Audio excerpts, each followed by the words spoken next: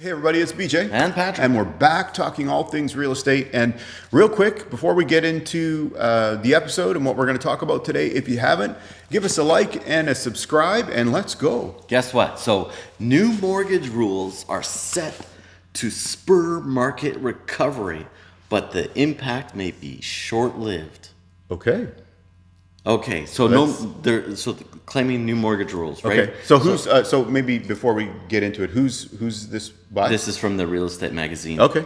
And then it quotes different economists and such like Sure. that. Yeah. But effectively, these mortgage changes. So number one, we're expanding access to 30-year amortizations, Right. for first-time home buyers and buyers with new builds, buyers of new builds, and the idea is to reduce their monthly payments. Yeah. So the exciting thing about that, so amortization is the length of time that you have to pay back the entire mortgage. Sure. So right now they're locked in, first-time home buyers until December 15th. Yeah. After that, we have 25 years to pay off that mortgage. So what's going to happen now? We're going to take that amount. We're going to spread it over 5 more years. 5 more years, yeah. This will reduce the amount of the payment per month, if we're on a monthly, but Sure. per month. Yeah. It depends on exactly who it is, but it could increase the buying power for the buyer. Estimated, and I'll say who quoted it, was what's his name, the angry mortgage broker, Ron Butler. Okay. Yeah. He was estimating that our buying power would increase by 12%. Wow, that's pretty significant. That is pretty significant, right, for getting a lower payment. So, and then the rule number 2 that's being changed is they are increasing the insured mortgage limit from to $1.5 million. So before it was $1 million. Yeah. So these are loans on properties with less than 20% down. Right. Which is a little bit confusing because you don't need 20% down as a minimum down payment for $1.5 million home. It actually adds up to about $125,000. So if we do really simple math, like that's not 20% of $1.5 million. Sure. Right? So the minimum down payment for a home, it's broken up into 3 segments so far, like in this example. Yeah. You need 5% down for a home that's less than $500,000. So Okay. 500,000 or less. Yeah. 10% for the part that's in between 500,000 and 999, Yeah. like just under $1 million. Yeah. And then 20% down for anything over $1 million. Got So it. that's where I get the $125,000 from. Yeah. So I'm going to interject right away because this drives me up the wall. Seriously, who's buying $1.5 million homes with 125 grand down? Yeah. Like the kind of income that you would have to make would put you in like the top 1.5% income earners in Canada.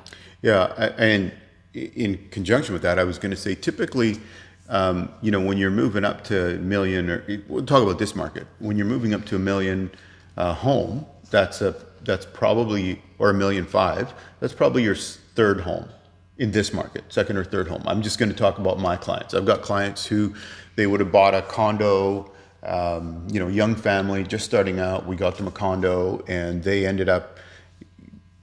Maybe it was around 500 for the condo, right? 1-bedroom condo, nice condo. But their next step will be something in the 650, 700 range, and with the use of the equity in their condo. So for them to get to $1 million or $1.5 million home is probably 2 homes away from that. Yeah, because they're going to be using equity. And I did this search a couple of years back during COVID when we had like more time on our hands than we normally do. Yeah. The average mortgage taken out in Vancouver was something like 600,000, 650,000, and Victoria was like, a little bit less than that. It was like 600,000 Sure. instead of 660,000. Yeah. So, and the median price was somewhere between like 1.1 and 1.2. So like people are only financing about half of their purchase. Yeah. Where I'm going with this is this will affect very few people. Like this won't make a significant difference. But let's go on to see what the TD economist says. They've analyzed these changes and they're expecting that it's going to fuel some part of the economy. So what Rishi Sondhi from TD, she is saying, we don't think that the measures alone will unleash a housing boom, Sondhi explains. Instead, they will likely offer a secondary tailwind to a market that's already gaining decent traction in 2025 on the back of lower borrowing costs and gradually improving economy. Wow, what a shocker. Reduce the interest rates now 4 times and buyer sentiment is coming back. Okay. And the economy is improving. So that's what they tell us. Well, but I'm going to say that to say that that's what to me, that's a bigger factor here, is the strength of the economy. That if the economy improves, then you feel better about your job security, your job situations, your job opportunities, and maybe you take some other opportunities that weren't there before. Yes. You make huge 30-year commitments based on like how you feel about your security. That's yes. Right. Yeah. Yes, of course. Yeah. Some of these, of course, some of these policy changes might make minor differences or a little bit here, a little bit there to boost it. But I think she's absolutely correct. It's sort of on the tailwind of already, or I don't know about improvement of the economy, but at least like the confidence in somebody's job security. Yeah. Right. Even though we have seen unemployment numbers go up. But like we saw at COVID, it really depends on what jobs are less employed right now, right? Yeah. Okay, carrying on. What's more, the affordability boost offered by these measures will likely also erode as home prices are raised by their implementation, thereby limiting their effectiveness. That sounds like something we've said for like the last... Thanks, Captain Obvious. Yeah, I think we've been talking about that for the last year, and I know some of you guys in the comments have been like, "Oh, you're just realtors," but we're fear of missing out. We're market pumpers, right? But we're telling you, we told you, and we've been talking about this was coming, and to try and get ahead of it, if you're able to do that, right? Yep, I'm here with the nozzle and the gas pump. Like here, pump up the market, right?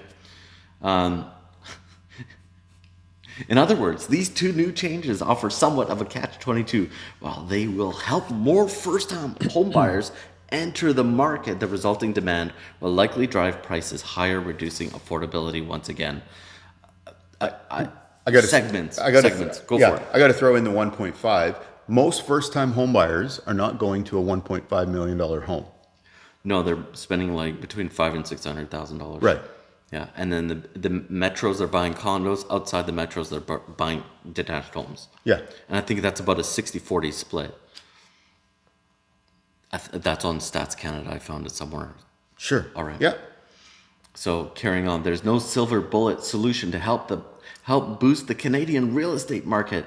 Karen Yolevsky, she's the COO of Royal LePage Real Estate Services, agrees, and any new rules that help first-time homebuyers are welcome, but they don't fix the underlying issues of affordability and supply. That's what she says. Okay, so let me throw that out. We've talked about, and I've beat this drum again and again and again, about affordability. If you want to make housing more affordable, you need to make it easier for builders and developers to build and develop, and not inundate them with,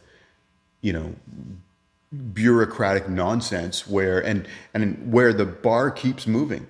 The goalpost keeps moving. Oh yes, we know you've done these things. Now we're going to move the goalpost one more time. Oh yeah, well you should do this as well. And so where does that cost get recouped? It's going to get recouped eventually on the home buyer.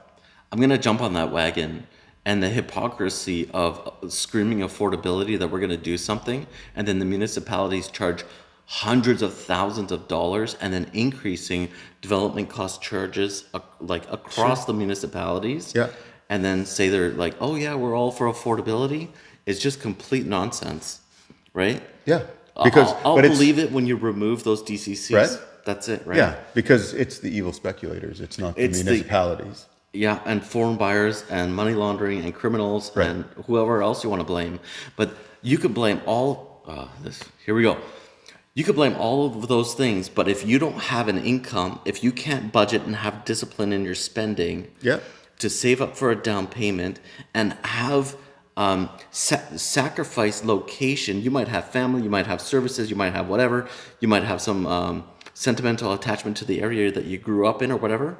All of those things are excuses in your way from like being disciplined to make a down payment, or maybe your wage doesn't justify purchasing property somewhere. Well, maybe you should look at somewhere else. And I don't mean the boondocks. I mean, like, there's plenty of other provinces, capital cities, metros across Canada outside of Vancouver, Toronto. Vancouver, Lower Mainland, it's all kind of expensive, right? Yeah. Toronto and the GTA area. Or you know what, even in Montreal, Montreal, and the suburbs out there. Like, Ottawa. look outside go to like the Atlantic provinces where many Vancouverites and Torontonians, yeah, that's right, Torontonians have moved to. Yeah.